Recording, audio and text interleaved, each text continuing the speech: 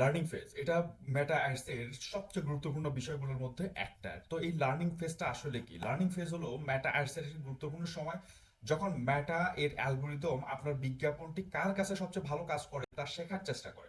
তো সহজ ভাষায় বললে এই সময় মেটা অ্যাড সিস্টেম শিখে নেয় কোন ধরনের মানুষের কাছে অ্যাডের রেসপন্স দিচ্ছে, অর্থাৎ আপনার অ্যাডসটা রেসপন্স দিচ্ছে কোন ধরনের মানুষ, সেটা শেখার চেষ্টা করে মেটা।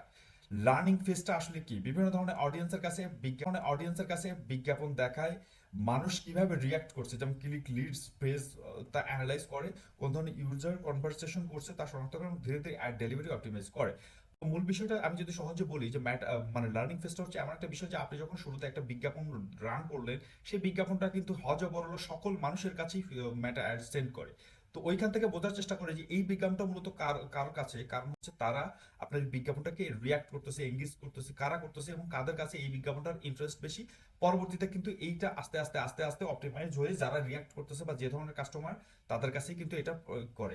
তো এই যে লার্নিং ফেজ টাইমটা, এই লার্নিং ফেজ টাইমে কিন্তু প্রচুর পরিমাণে আপনার হচ্ছে বাজেট চলে যেতে পারে এবং হিউজ একটা মানে লোকের কাছে রিস্ক হতে পারে, যদিও ওই রিস্ক থেকে এঙ্গেজমেন্ট অথবা সেলস বা রেজাল্ট আসবে না।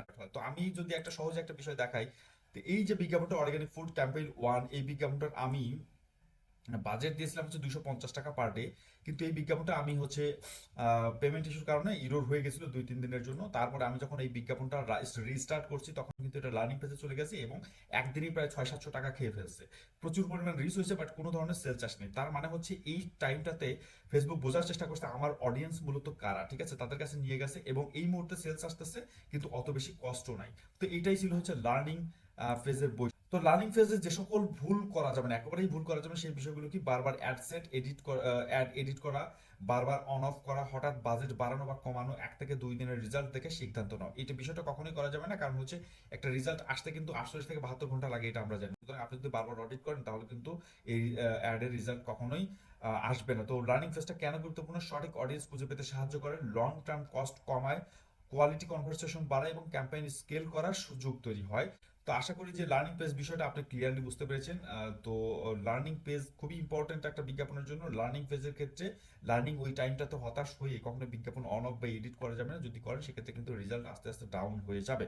লার্নিং পেজের পরে একটা নির্দিষ্ট সময়ের পরে কিন্তু ম্যাটা আপনাকে অটোমেটিকভাবে রেজাল্ট দেবে, কারণ এই লার্নিং পেজটাতে ম্যাটা নিজেই বোঝার চেষ্টা করে অ্যাকচুয়ালি আপনার এই অডিয়েন্স কারা এবং কারা আপনাকে এঙ্গেজ দিচ্ছে, কারা আপনাকে লিড দিচ্ছে, কারা আপনাকে সেলস দেওয়ার যোগ্য, তাদের কাছে পরবর্তীতে এই বিজ্ঞাপনটা অটোমেটিকভাবে তারা সেন্ড করবে। তো এইটাই ছিল লার্নিং ফেজ। আশা করবো বড়লাইট সলিউশনের এই ক্লাসটা ভালো লেগেছে। ভালো লাগলে অবশ্যই সাবস্ক্রাইব করে পাশে থাকবেন। ধন্যবাদ সকলকে।